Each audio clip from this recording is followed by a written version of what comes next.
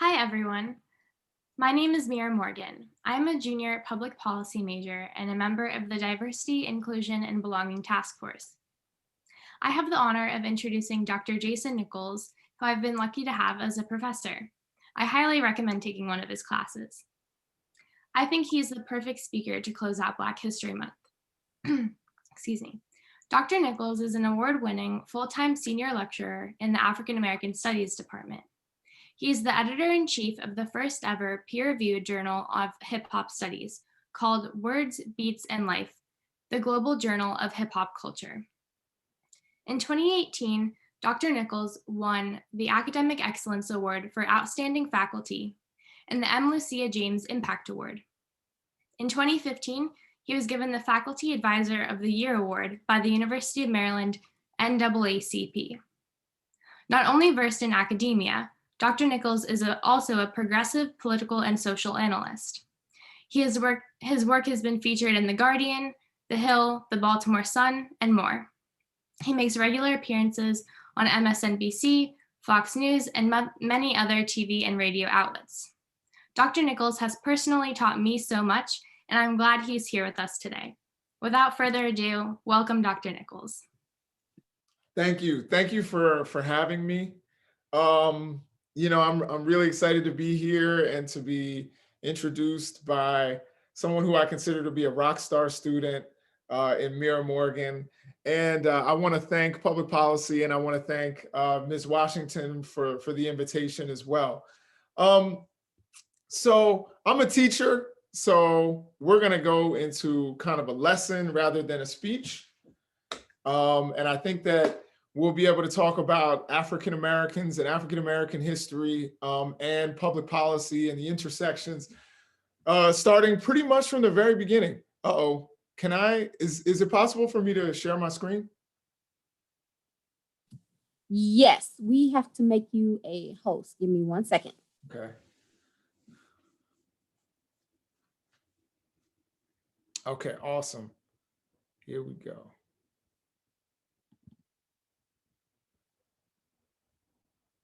So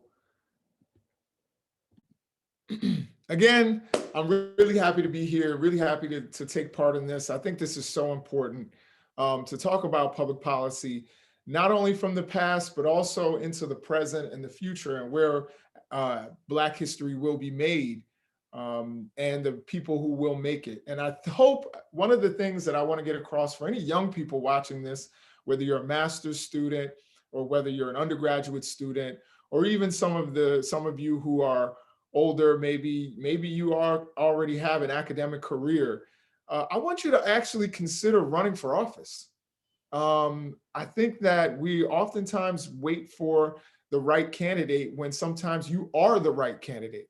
So when we talk here about making public policy that can benefit certain communities, you can actually be that person. And I would actually encourage any of you, if you have ideas and you have time, run for office. We in African American Studies have had a couple of people who are alumni who ran for public office and are actually in Annapolis right now.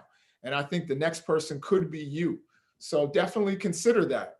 But when we talk about public policy in African American history, we're going to talk from the very beginning.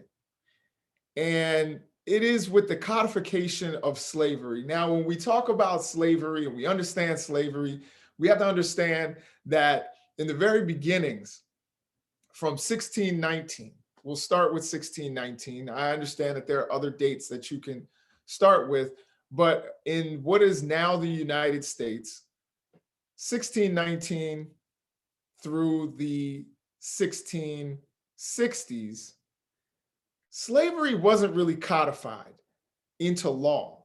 And there's a lot of debate amongst historians as to the condition of African people at that time in America. Were they enslaved? Were they indentured servants? And we all know the story of John Punch. The reason I didn't put John Punch in this presentation is because John Punch was, his case was decided in the judicial branch. And if we start going through court cases, we'll be here forever. So I won't necessarily go there. But I will say this: when it comes to the judicial branch, that has been where a lot of progress has been made for African Americans. And the reason for that is because African Americans were intentionally, for a long time, African people and later African Americans were kept out of that process uh, of making laws that could benefit themselves. So, what African Americans used as a resource were courts, basically saying you have to live up to what you put on paper. If you're talking about freedoms and all of that, you have to live up to that. And that's what Dr. King said: live up to what you said on paper. If we lived in China or North Korea, we could expect certain things. But in the United States, we have a Bill of Rights that applies. And so that's why through all of the civil rights struggles and throughout history, we've used courts. But here's where you get public policy and African people um, first encountering it, is the codification of slavery through slave codes.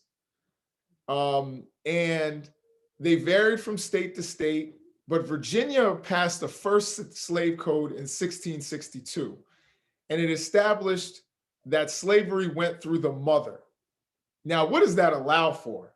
That allows for sexual assault by white men. It doesn't matter because the offspring will still be enslaved. So slavery is a matrilineal condition. The child of a free father and an enslaved mother was still to be enslaved. And so, of course, we know through generations, a lot of times you had people who were pretty far removed, from their African ancestry. People, I don't think you can quantify race with numbers, but people who are 1/32nd, African, by the way that people are quantifying it, and didn't appear, at least phenotypically, as being of sub-Saharan African descent, were still enslaved in some cases because of this code that was passed. Now, this one I think is really something that I often reflect on, because right now we're talking about the value of Black lives. That's one of the things that has been part of the discourse for several years, and many of you are coming of age in the era of Black Lives Matter.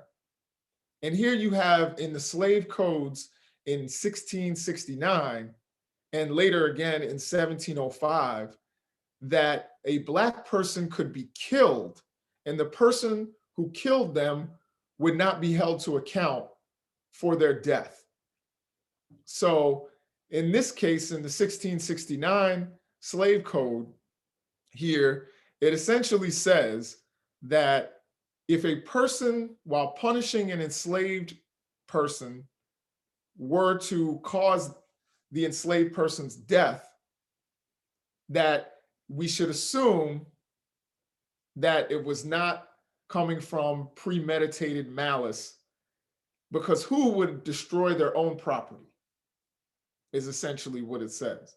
And then in 1705, essentially what it's saying here is that if someone is correcting an enslaved person, if they are punishing an enslaved person and the person just happens to die, then the master, quote here, the master shall be free of all punishment as if such accident never happened. And again, they're calling it an accident, even though it's coming from excessive brutality. So again, this is where you get the value of Black lives being established really early on, before we're even a republic. They're saying a Black life does not matter. Now, fast forward a little bit to Three-Fifths Compromise, and I think this is oftentimes misunderstood. Now, the Three-Fifths Compromise actually started in the Articles of the Confederation. Now, the South objected because it was tied to taxation. Jefferson was indignant about it. He hated it because he felt that the South would be taxed based upon their population and their wealth, while the North was simply going to be taxed based on population because they had so few Black people. And now the North had lobbied when they were trying to figure out how to count the enslaved. The North actually lobbied for 3/4, and the South wanted 1/2. So they settled upon 3/5. Also, it must be understood that this is part of the Constitution. So when people talk about the Constitution being a perfect document rather than a living, breathing document that we have to amend and change, and there are members of Congress right now speaking about the Constitution as if it's an unchanging document, which is totally ignorant of history. We know that the 3/5 compromise was in the Constitution in 1787. It's Article 1, Section 2, Clause 3, where it's tied to representation. So that changes the whole equation. Then Southerners love that idea. Now they want their Africans to count for as much as they possibly can. So Africans were 3/5 of a person, but of course, that 3/5 didn't come with 3/5 of a vote. Africans were not allowed to determine their own destiny. They were not allowed to to be a part of this process. And not all African people were enslaved at this time. By 1810, about 13.5% of Africans were free, and free in quotations. But still, in most cases and in most places, Africans could not vote. Were some places in New England where that was different, but there were so few of them in those places. Now, this was approved by all states except Rhode Island and New Hampshire. Now, what did it do functionally? Now, it functionally established the Electoral College, and it established Virginia's dominance. The vast majority of enslaved people at this time were in Virginia. So we're talking about, we're in the Northeast. So Virginia, Maryland, that kind of mid-Atlantic, not Northeast, I'm sorry, mid-Atlantic area. And Virginia had a large number of enslaved Africans. 40% of Virginia's population was enslaved. And so Virginia, because of this 3/5 compromise, dominated the White House. So they had 7 of the first 11 antebellum presidents were from Virginia, and started with Thomas Jefferson. Excuse me. Because of this, Thomas Jefferson was able to defeat John Adams because of all those votes, those electoral votes from slaveholding states. Would have been a different balance if you didn't include enslaved people towards populations. Now, Fugitive Slave Acts. Now, this is another thing that I think throughout history that people misunderstand. And northern states began abolishing slavery around the time of the Constitution. So Massachusetts was very early. Vermont was very early. Now, some northern states, it took them a very long time to completely abolish slavery, like New York. It took about 3 decades before they actually fully abolished slavery. But the process had begun pretty early on, after the Constitution. And the fear for Southerners, because they knew, even though the legend that they put forward was that Black people loved slavery, that they were all about it, they knew African people wanted to escape slavery.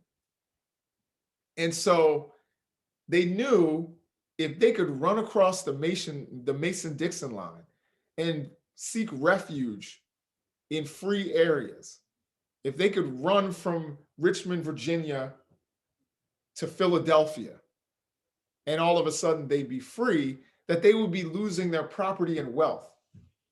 Large a large portion of America's millionaires were actually, I think the largest population of millionaires, if I'm not mistaken, was in Mississippi, believe it or not. Now Mississippi is one of the poorest states in the nation.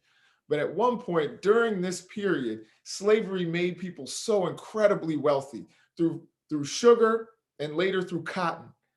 People became incredibly wealthy. And it was that enslaved labor that made that wealth and created American wealth. So when we go on in this discussion and talk more about how Black people have been excluded from wealth, it will set us up for some of the policy that we'll be able to talk about, like HR 40. Now, with this situation here, they did not want that. So in the Constitution, you get the Fugitive Slave Clause, which is Article 4, Section 2, Clause 3.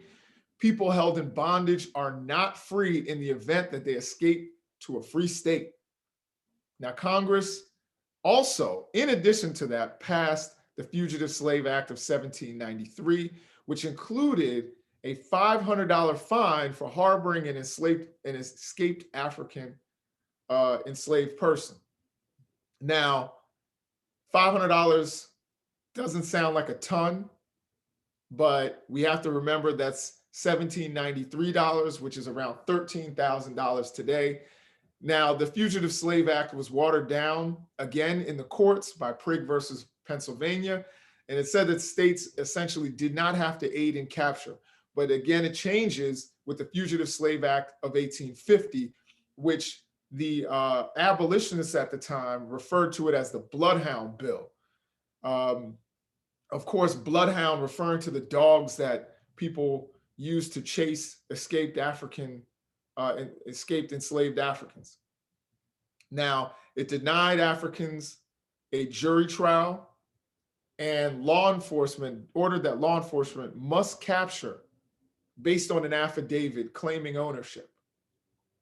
So the other thing that is dangerous about this is basically somebody just has to sign their name on an affidavit and they could go to another area. Essentially, go to Philadelphia, walk around and say, I own that guy. Here's my signature. It says it. I'm promising that I own this guy. And, law enforcement would have to capture that person. And if that person did not have what I'm about to show you, that person could be subject to a life of bondage despite being free. Now, what I'm showing you right here is something that has a lot of personal significance to me. Now, that is Joseph Trammell's tin box. So Joseph Trammell was an enslaved African man, or excuse me, he was not enslaved. He was a free African man in the 19th century. And what you see inside that tin box are his freedom papers. And he kept them with him all the time, protected by that tin box. If those freedom papers got wet, if they were damaged in some way, if he left them somewhere, like you leave your wallet or your phone, it's not just an inconvenience the way it is if we lose our wallets or our phones. That could mean a lifetime of servitude. It could mean being separated from his family and children. So he had to guard those papers that had the Loudoun County, Virginia seal on it with his life, because it was his life. It was not only his life, it was his family's lives. Now, Joseph Trammell is my 6th time great uncle, I believe. Yeah, great uncle. And if you want to see the actual tin box and his actual papers, they're at the National Museum of African American History and Culture. But if you didn't have these, or you just one day just forgot it, sometimes I'm driving and I'm like, oh, I forgot my wallet. If he didn't carry that, anytime he left his home, he could be subject to somebody coming along and saying that he was an escaped he was an escaped slave.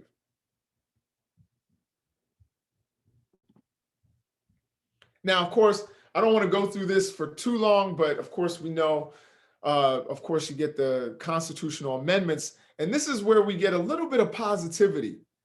You get the 13th Amendment, which abolishes slavery. And you see an asterisk by there because we know you can still be a slave as punishment for a crime. Then you have the 14th Amendment, so important right now. I recommend there's a documentary or docuseries with Will Smith, who's my best friend in my mind. Will Smith does a whole docuseries on the 14th Amendment. But the 14th Amendment's key element for African people at that time was citizenship. So now we can start calling them African Americans. And then the 15th Amendment, which came along in 1870, gave voting rights to Black people. And I can't stress how important the franchise was to African Americans. Now it says 650 Black men held office, but it's actually 2,000 Black men held some office from local offices all the way to the Senate. And you've got 2 Black senators during this period. And they're both from Mississippi. At this point, we can barely imagine a senator from Mississippi today, a Black senator, that is.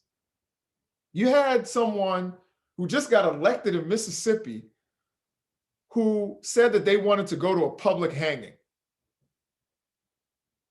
And that person, Cindy Hyde-Smith, who also voted against recognizing our election, which was essentially an attempt to steal votes from Black people, because we know the thing that swung Georgia was the voters in Atlanta. We know what swung Pennsylvania were the Black voters in majority Black Philadelphia. Same thing in Milwaukee, Wisconsin. And it was Latino voters in Arizona and Nevada.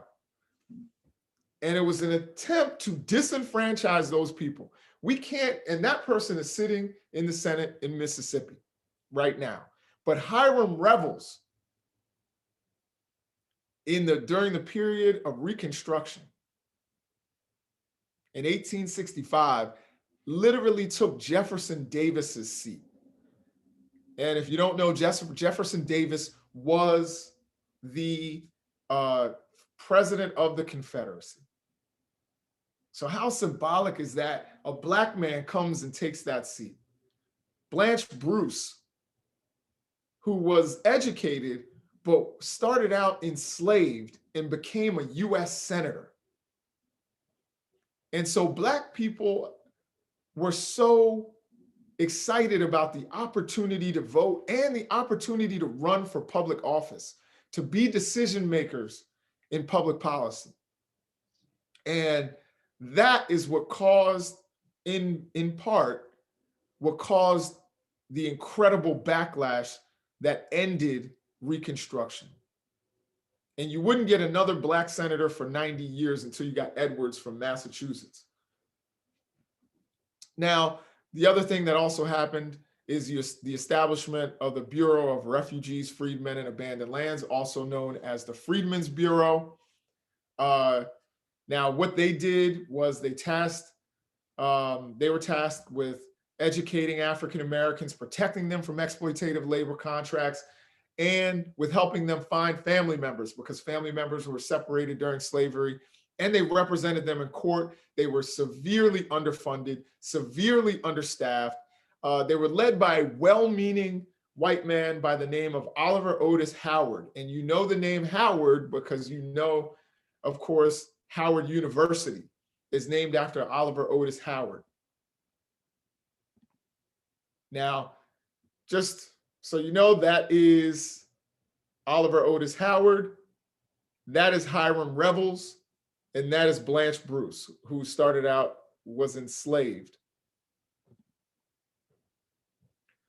Now, what changes everything after that positive period where Black people are taking part in the franchise, taking part in voting and involving themselves in public policy was the Compromise of 1877. And I think this is literally one of the most important elements of public policy to affect African Americans for the next 100 years following that. Also known as Hayes-Tilden. Now, I don't want to spend too much time on it, but I will say, basically, there was an election between the Republican Rutherford B. Hayes and Tilden. And Tilden, there were 3 states that were in dispute. And those states were Louisiana, Florida, and South Carolina. And so Southern Democrats essentially said, you guys can have the White House. But the most important part for African Americans here, there's the construction of a railroad, appointment of a Democrat to the cabinet, and legislation to industrialize the South, which really built up the South. But the removal of federal troops protecting Black citizens. And they said, don't interfere with how we deal with Black people. So that's when you get this period of lynching, all kinds of intimidation, Black codes, much of it meant to keep Black people from voting or running for office. And saying, you guys up there, up north, you carpetbaggers and scallywags, you cannot interfere in what it is that we are doing. And that changed things and brought about a very dark period for Black people. I think I'm going to skip the video because I don't know how much time we have and there's so much I want to. In 1876, you have this president. Okay. It was a short video, but now the compromise, it ended Reconstruction. So there's a lot of debate about when Reconstruction ends, but I would say the real date is with this compromise. It established white dominance in the South, made way for Black codes and for terrorist organizations like the Ku Klux Klan. And I always like to say, for scale, we used to talk about ISIS or ISIL or Daesh, however you want to call them. And the State Department estimates that ISIS was 35,000 to 100,000 members, much larger than Al Qaeda, which was estimated at about 5,000 members. Now, ISIS was considered a terrorist organization, and we were very concerned as a nation about ISIS. But our domestic terror organization, the Ku Klux Klan, at its height, had between 4 and 6 million members and countless other sympathizers. The other thing was that it reestablished a racialized social contract between whites and political parties and solidified the notion that enslaved people and their descendants deserve no compensation, hampering their ability to build wealth. Now, what happens from there? You get the establishment of Jim Crow in the South. You have a great migration north. So people start leaving the South because they don't want to deal with the intimidation and many of the things that were going on in the South. And after this, after you're getting so many Black people taking part in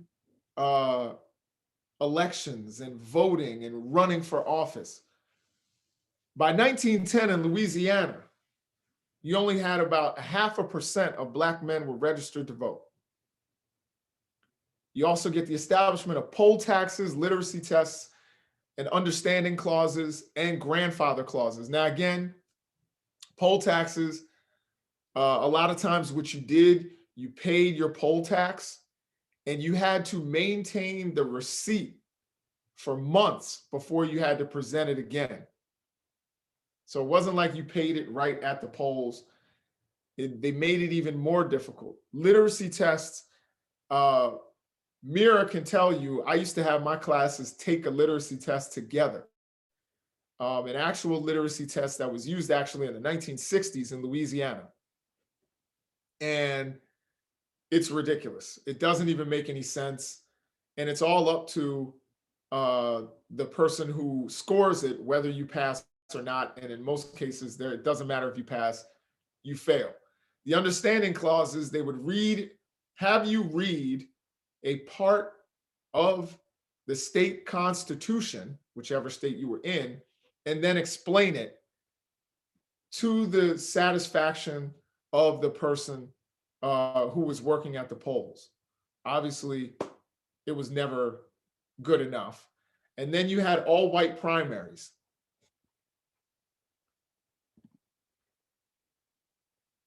Now, there are some, policy shifts that happen, with involving African Americans. Truman signed Executive Order 9981, which desegregated the military. And it was Black men actually who even served in segregated war efforts that came back and were some of the biggest advocates for civil rights. Now, that person that you see right there is a man named Charles Hamilton Houston. His nickname is the man who killed Jim Crow. He was born in Washington, D.C., and he actually became an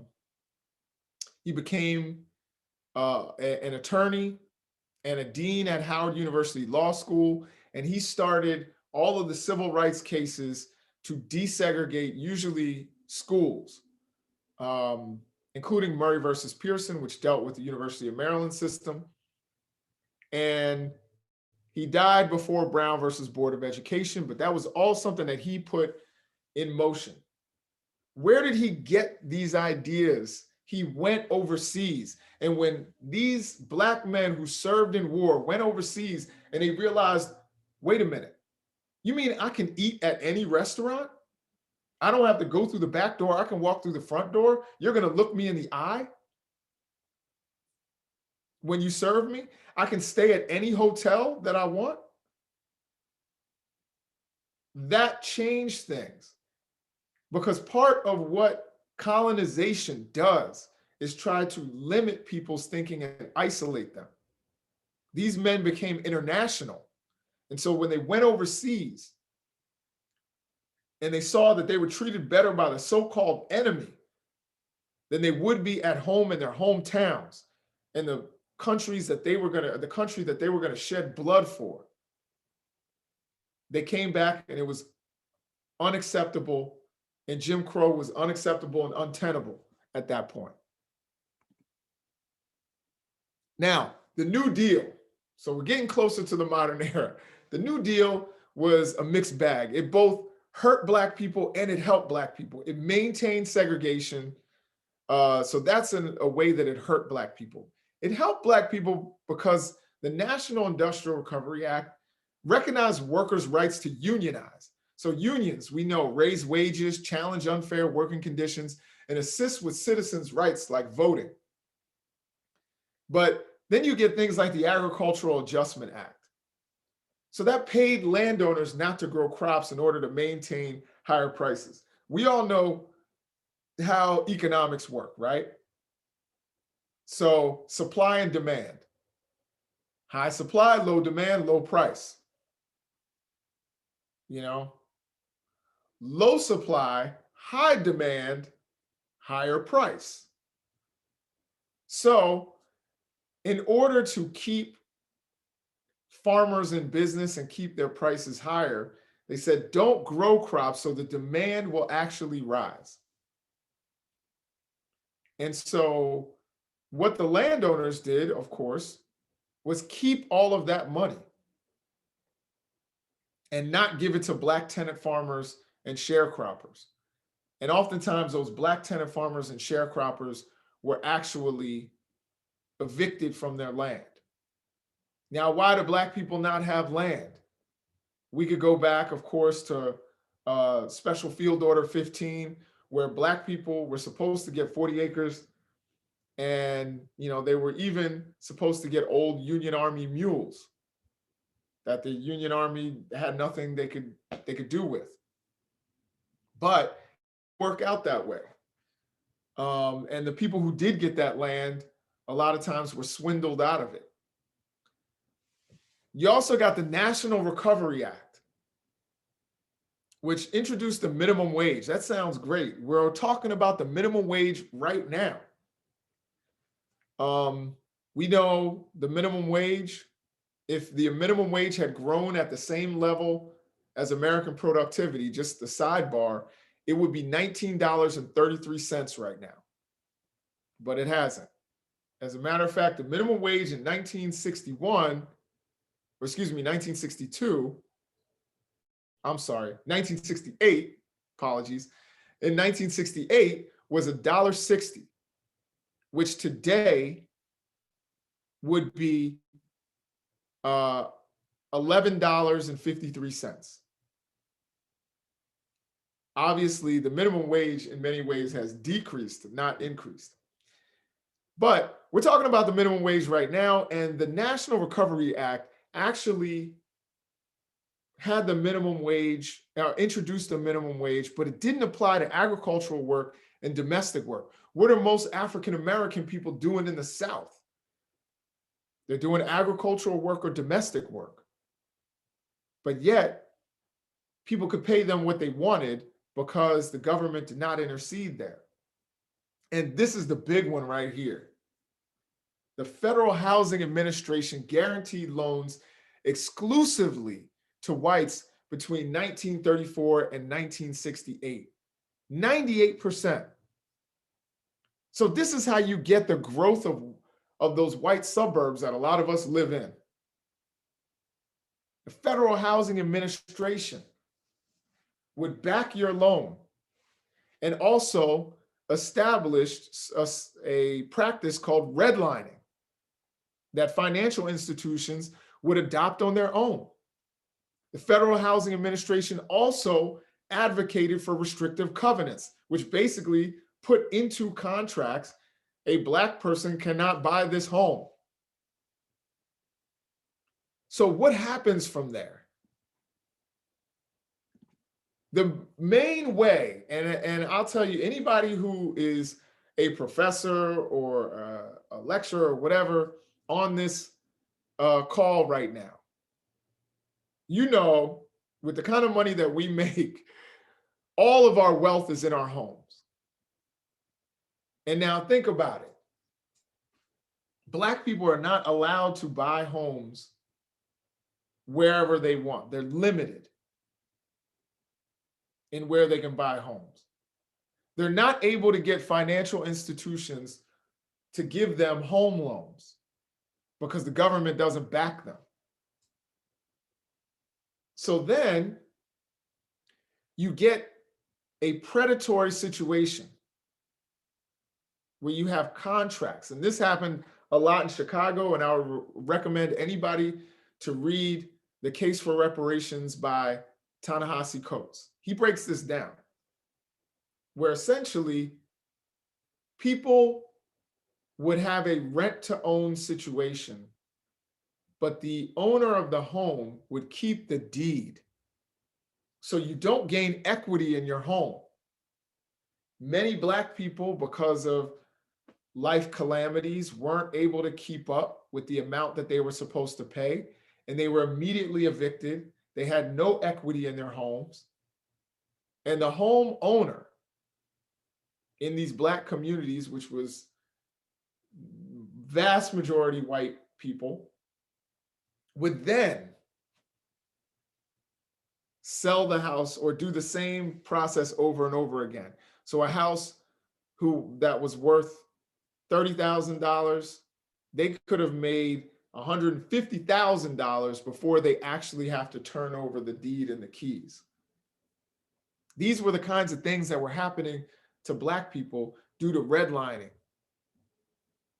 Now you can see with redlining, that's when these institutions will say, this is a high-risk place to loan. So financial institutions don't want to give you a home loan in those areas. And those are the areas that Black people live in. So again, while people are able to purchase homes, and a home in some of these new white suburbs, the Levitt towns and other places, were pretty, affordable. What you bought, that little house in Levittown, was probably $12,000 in the 1950s. Now it's $500,000.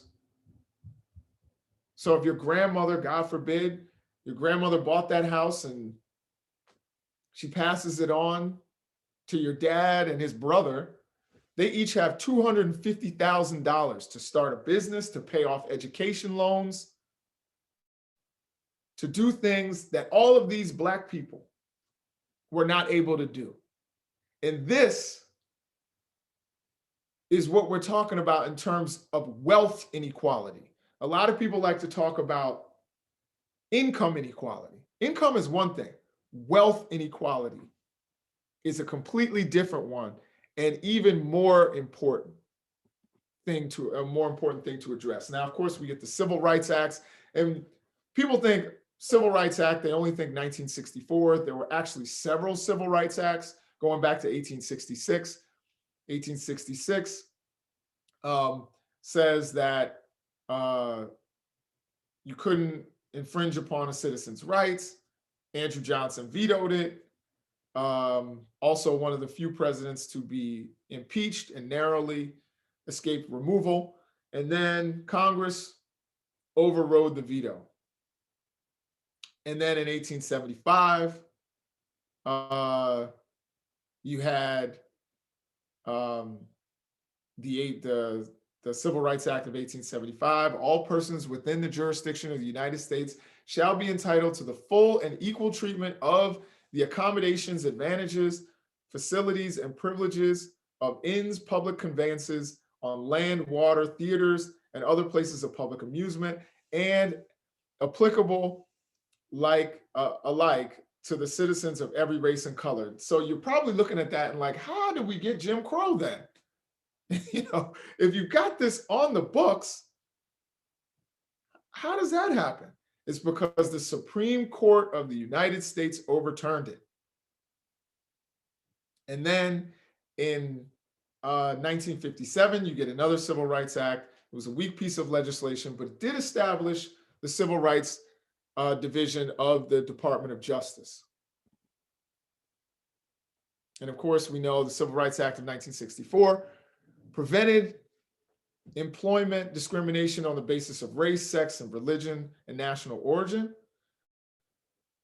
And then you have the Voting Rights Act of 1965, which was fought for with blood, as all of these rights were. And basically all it did was say, live up to what you said on paper in the 15th Amendment. Somehow, America, we seem to make laws and then ignore them. Very few people in those areas of Selma, Alabama, and other areas around there where Black people were registered to vote. If you registered to vote, they published your name in the newspaper. They used all these practices, the literacy tests and others, to keep Black people from voting. And then you get the Voting Rights Act of 1965 because of the activist blood that was shed out there. We all know John Lewis. Many of us should know Diane Nash and many other people who were involved in that process. And of course, Dr. King. And now that Voting Rights Act, before our eyes in 2013, and I said I wasn't going to talk too much about court cases, 2013 was stripped down by Shelby County versus Holder. And I will tell you and warn you right now in state houses around the country, because of the big election lie, they are working to disenfranchise Black people again. And I won't mince words about that. We are looking right in the face of another effort to disenfranchise Black people. It's coming. They're doing everything they can. In Georgia, they're passing laws right now to limit voting on Sundays. What happens on Sunday during election season? Some of you are familiar because you take part in it. Souls to the polls. Black people as a group after church go and cast their ballot. They're trying to end early voting on Sunday. Is there a reason? No. There's literally no reason to do that other than trying to limit Black people from using a resource that Black people often use and have used throughout our civil rights struggles, which is the church, and using it as a way to disenfranchise Black people.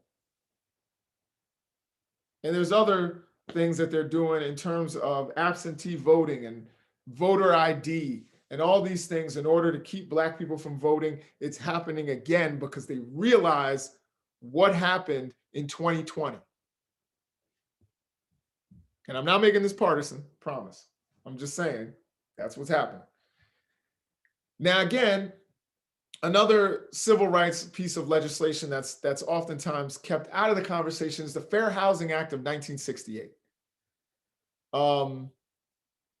And that calls for equal opportunity or equal housing opportunity, regardless of race and gender and ethnicity. And again, it's being expanded now to include gender identity and other elements in order to make sure that everyone has fair access to housing. And we can debate whether fair housing, the Fair Housing Act has completely eradicated a lot of the issues that we have with housing today. Still about 44% of Black people are homeowners and about 70% of whites are. So we talk about wealth inequality, which the example I always give that came out of Sandy Darity's work is that Black people, in terms of wealth in Boston, the median household wealth is $8 as opposed to $247,500 for whites. And you can fact check me on that. And that some of that has come from housing. So even if you fix these issues, the issues from the past still haunt African Americans. I think this is an important, I promise we're getting to the end here. I think this is an important part of legislation that's often left out. People love to talk about the Violent Crime Control Act of 1994. You heard that a lot during the election. In 1994, and people colloquially call it the 94 Crime Bill. But what really, in terms of public policy and African Americans, what really hurt was actually a state level legislation in New York from Governor Nelson Rockefeller. Now, Governor Nelson Rockefeller at one point was someone who believed in rehabilitation for people who were incarcerated. He believed in all of those kinds of liberal ideas about rehabilitating people who had been incarcerated, rehabilitating people who had fallen victim to drugs, all of those kinds of things. And then you get a heroin epidemic, much of it caused by the Vietnam War.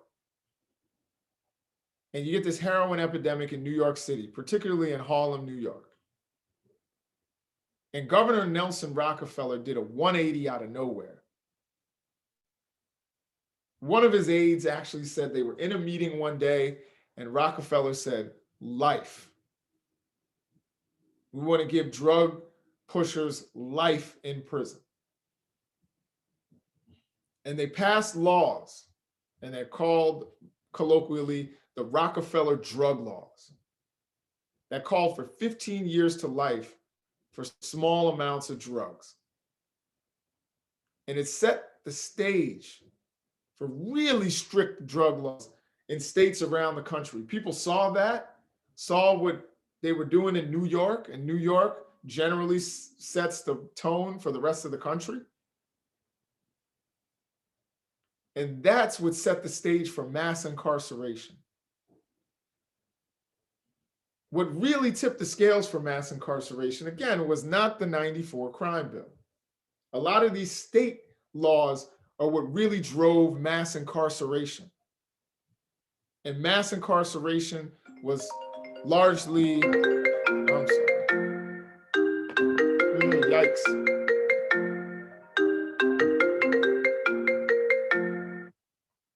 Sorry about that.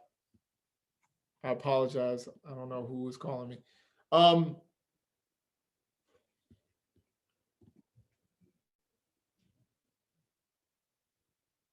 So with mass incarceration, of course, we know the crack era. And then you get the Anti-Drug Abuse Act in 1986.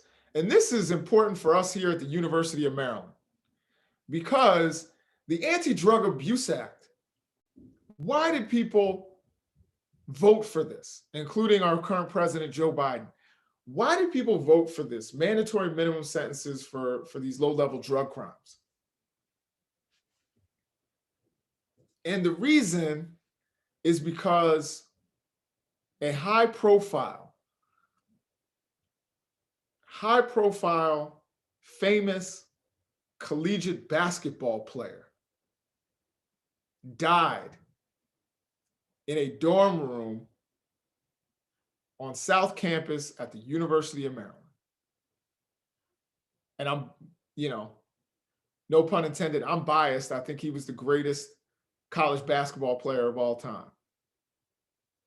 Len Bias died of a cocaine overdose.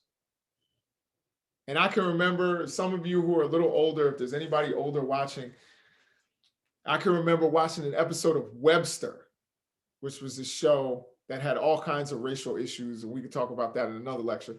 But this show with a young Black boy, and his parents were sitting down and they were talking to him about the death of Len Bias and about drugs.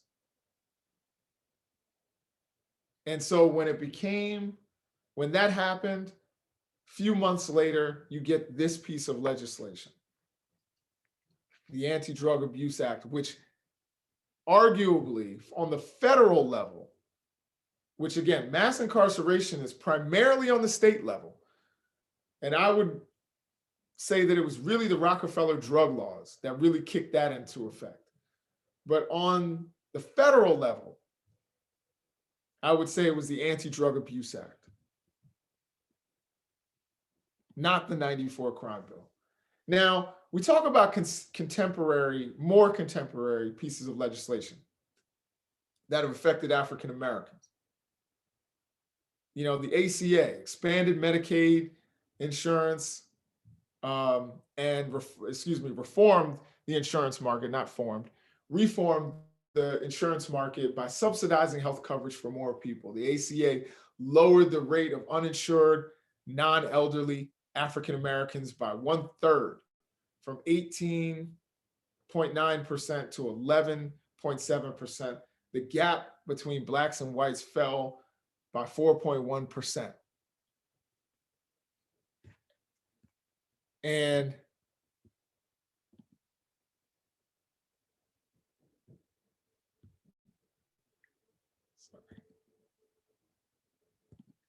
And so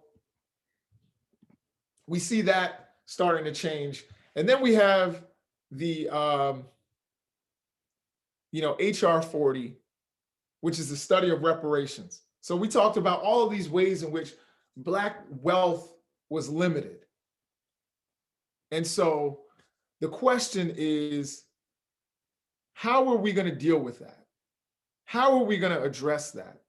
And for the last 40 years, HR 40 also, the reason it's HR 40 is because it's a reference to 40 acres and a mule. how are we going to talk about how to repair what was done in the past? The wealth that was taken from Africans and their descendants. And so now there's just all HR 40 has asked for is a $12 million study on reparations. $12 million, not a lot of money in this context. And just a study about reparations, not calling for it. And for 40 years, it's been voted against and turned down. And now, hopefully, it will have a little more support. We'll see. You also have the SAFE Act, which is being pushed right now, which eradicates more mandatory minimum sentences that cause racial disparities in incarceration. We've seen it go from the Fair Sentencing Act, then to the First Step Act, and now we have the SAFE Act, which will eradicate even more. President Biden wants to invest $300 million into community policing and a $15 minimum wage, which would raise wages for 31% of African Americans would get a raise in their wages. And I was going to show you something about the Crown Act, but I think we may be out of time. Let me see here.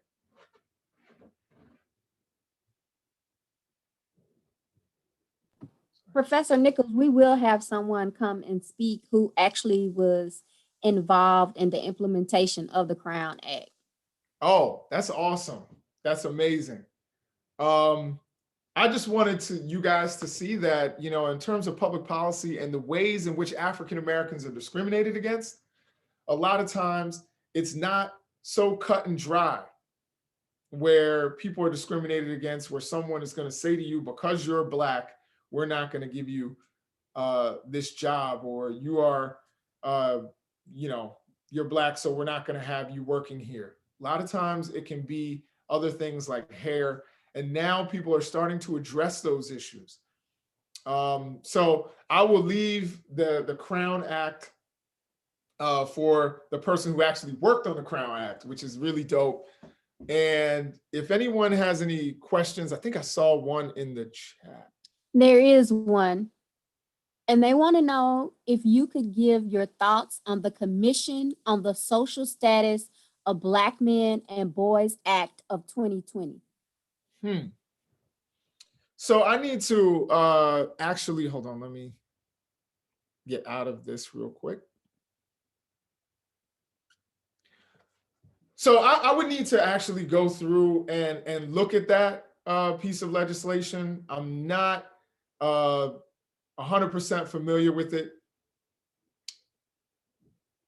And as Ms. Safarpour stated, that it was recently signed into law. And, the stuff that I was doing, I was talking a whole lot about the Capitol insurrection. I don't even like to call it a riot, because riots happen after basketball games and hockey games. I think this was a full-scale insurrection. But yeah, I think I may have actually missed that, and I'm going to have to go back and look at it. But Ms. Safarpour, if you want to get on and discuss it, we can discuss it right now if we have time. Do we have time? We can make time, yes.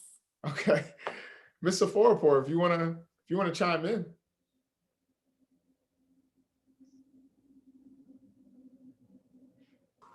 Sure. Hi there. So I only learned about it the other day myself, just reviewing. I'm in government and politics department, and so I study racial prejudice and anti-Black prejudice in particular. Yeah, so I really only learned about it the other day. I don't think there was any reporting on it, but it's bipartisan, actually, shockingly enough. And Marco Rubio is very proud of his support for it. But from what I know, it's studying existing racial disparities and suggesting policy solutions to redress racial inequities. I haven't had a chance to read the law yet, so I think we're all probably in the same boat, but I was hoping somebody could save me a little bit of time. Well, I'll tell you this. I think it's long overdue that we look at some of these issues, particularly affecting African-American boys, when it comes to education and men moving on. But I think a lot of these issues we actually know the answers to. And I think sometimes people like to spin wheels and study things rather than actually just going and addressing some of the inequities that exist. I will say, when it comes to reparations, I think that needs to be studied because we don't actually know what that's going to look like. Like there's no real clear answer even on who's going to get it, what's going to be the qualification. Is it going to come in the form of education? Is it going to come in the form of land ownership or home subsidies, or what is it actually going to look like? But when we're talking about the disparities that affect Black men and boys, many of those we actually do know, and we actually can address and invest in. So I think sometimes people in Congress love to fund a study. And of course, the big study that we all know is the Kerner Commission, right?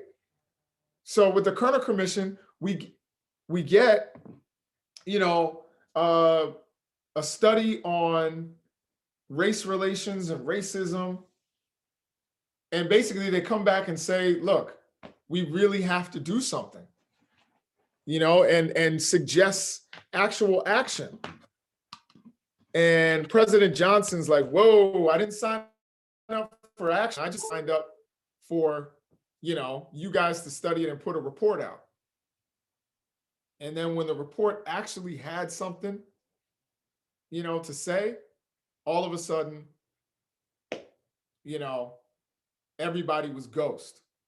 So I think with a lot of these things, there are things that need to be studied very closely, and there are things that have been studied where we can lean on so many different academics.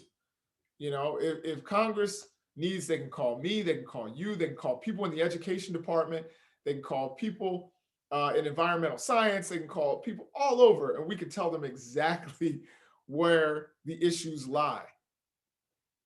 But instead, they want to fund a study when academics have been studying this for a while. Do we have any other questions? Okay, we have one from Elizabeth Hickey. Throughout history, policies and laws have been passed to protect wealth and power.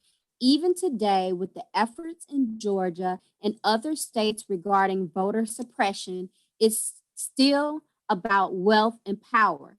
Can we ever expect policies that redistribute wealth and power, but don't say socialism? I think that's a great question, Ms. Hickey. And I think that, there are certain things that can be done and I think will be done in certain areas that redistribute wealth and power.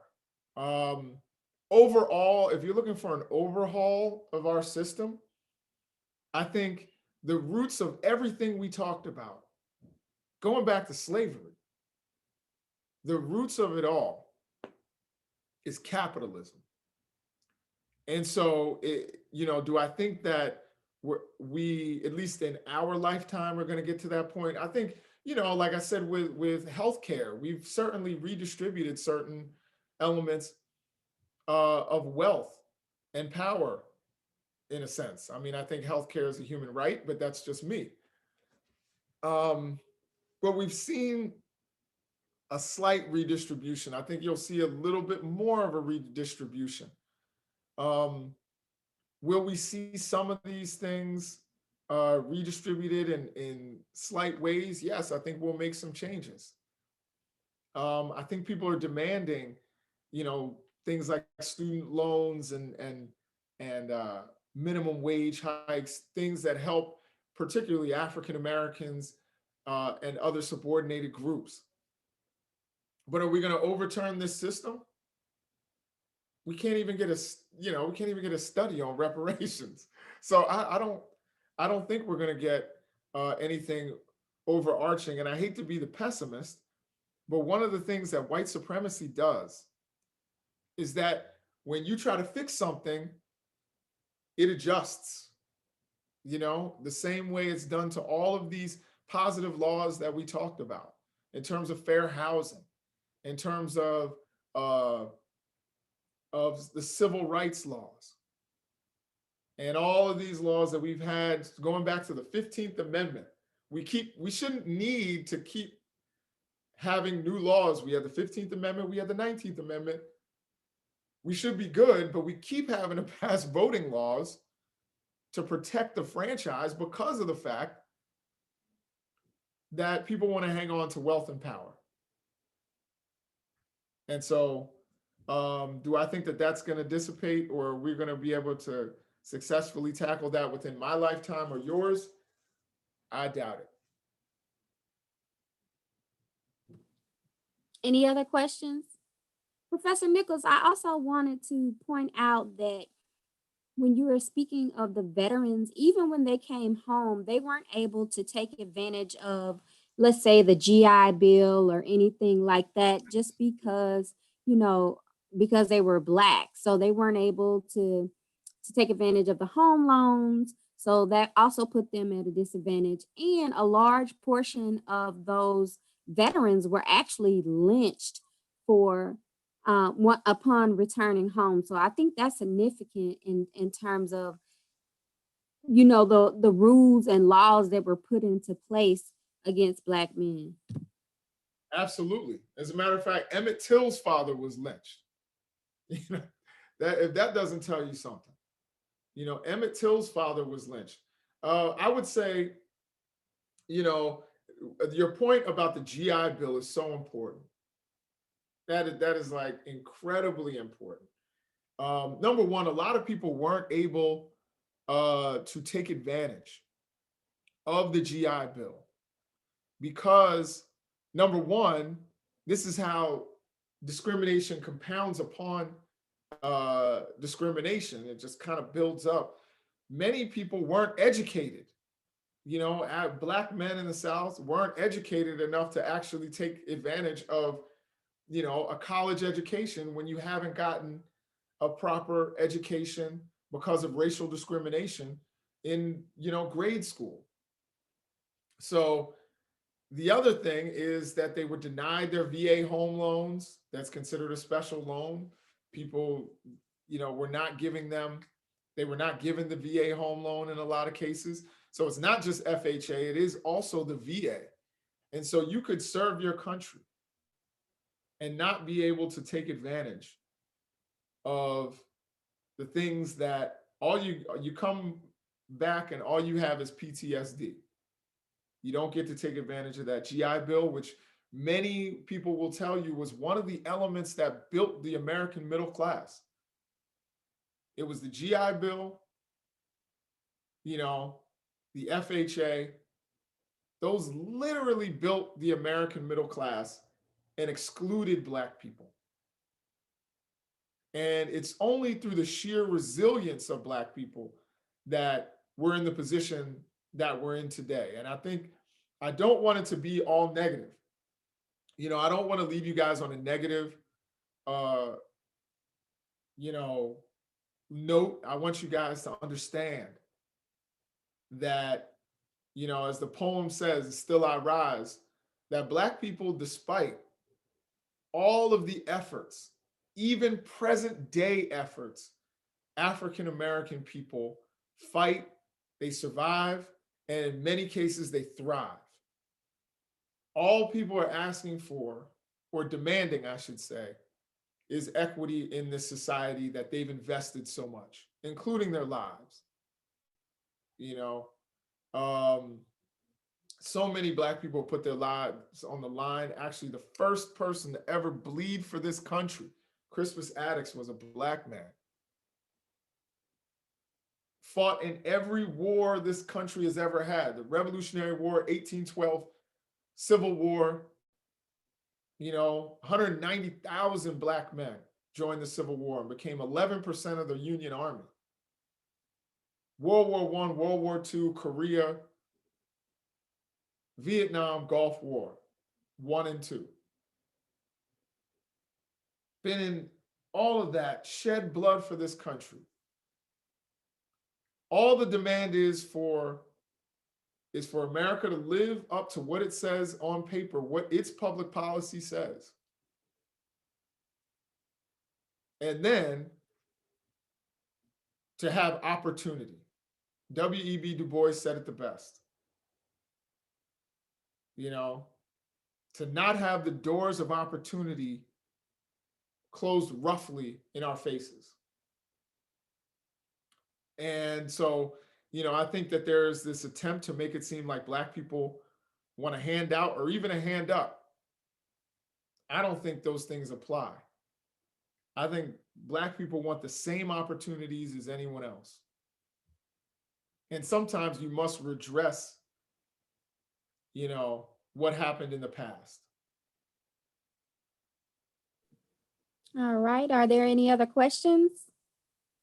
If not, Professor Nichols, we're going to do two things. One, we're going to allow you to close us out with some closing words and to give us a charge as the School of Public Policy as we move forward and as our students move forward in creating policy. Okay. All right. So first of all, again, I want to thank you here, the School of Public Policy. I definitely want to continue a relationship with you all and continue to build with you all. You guys create such great students, inquisitive students. Again, I have to give a shout out to Mira Morgan. If she is an example of the kind of student and the quality of student that is coming out of public policy, you guys are top notch, I think, in the country. So I want to congratulate you guys on everything that you're doing. I think in a perfect world, there would be no need for a Black History Month. We would appreciate the value of Black lives and the contribution to humanity that Black people have made every single day of the year. Unfortunately, we live in an imperfect world, and I understand that. And so for Black History and Black History Month, which was started by Carter G. Woodson as Negro History Week and has grown, we have to grow the same way.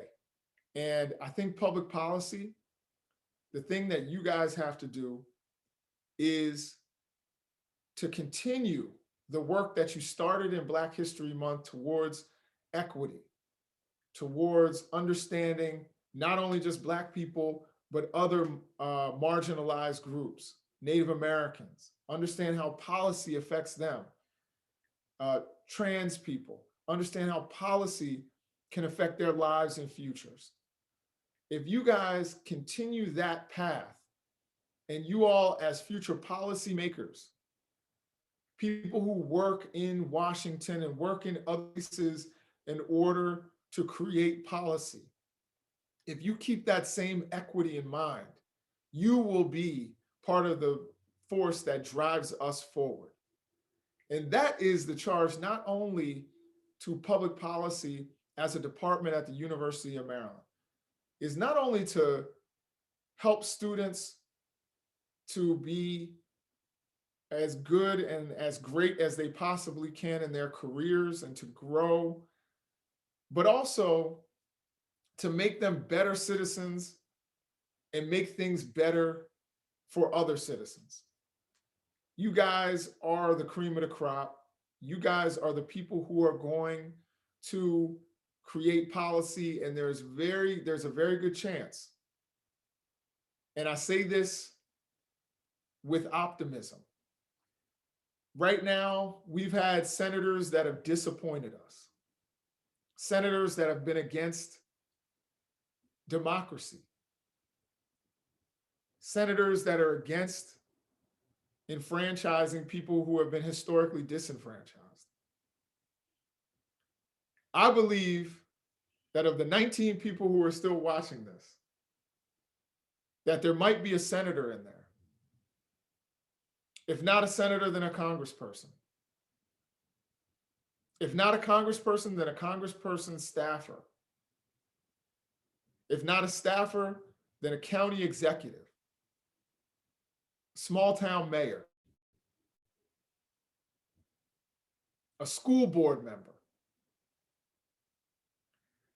It's up to us to use our vote, but sometimes also to thrust ourselves into public policy, to thrust ourselves into that conversation as participants.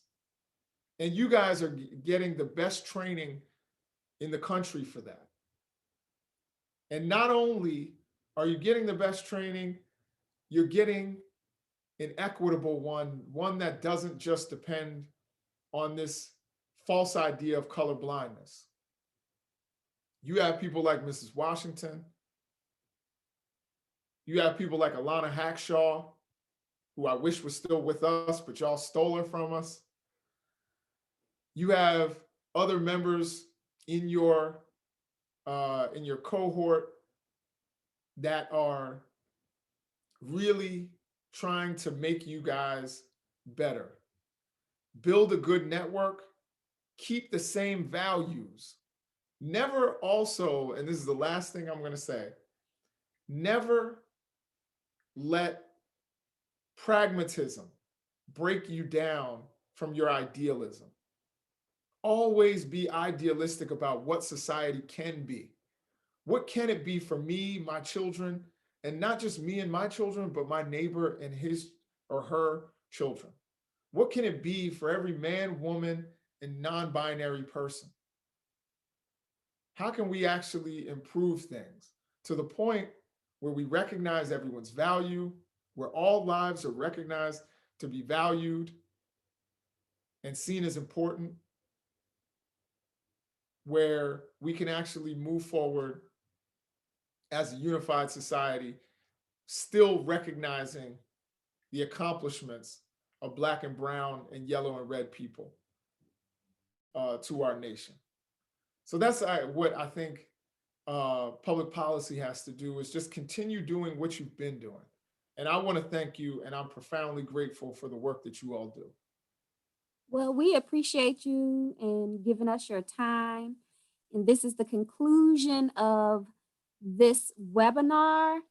And we will be sending out information for the upcoming webinar on the color of money, the racial wealth gap with Black banks.